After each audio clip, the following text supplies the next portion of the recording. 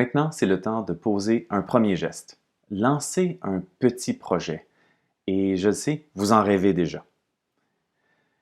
En organisant un premier projet, la communauté verra que votre comité vert est actif. Et comme ça, ils vont vous offrir plus de soutien. Je vous donne quelques exemples de premiers projets qui ont été faits dans certaines églises. Dans certaines églises, j'ai vu l'installation d'un projecteur et d'un écran dans l'église plutôt que d'imprimer des feuillets de chant à tout le monde.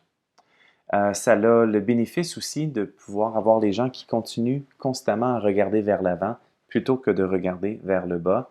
Donc, il y a une économie de papier et un sens de communauté qui est plus grand.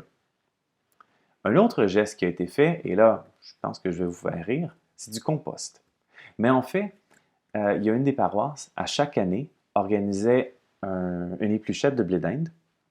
Et puis, il y avait les fameuses feuilles d'épluchette qui se retrouvaient dans un tas. Donc, plutôt que de les jeter, il y a un paroissien qui avait dit, bon, ben, sur un des murs cachés d'église, ça va devenir le coin composteur, et puis ça va se décomposer.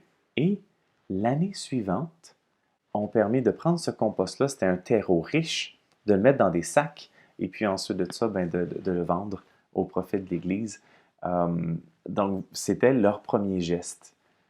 Une autre église a décidé que lors de la pause, qui n'était plus pour avoir des verres jetables, mais plutôt des tasses en céramique. Premièrement, c'est plus agréable de boire là-dedans et ça ne produit pas de déchets.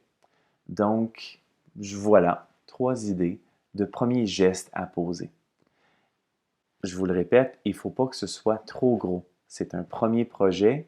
Il faut que ce soit humble, mais il faut simplement que les gens dans la communauté voient que le comité vert est actif et a déjà fait quelque chose. Bon premier geste.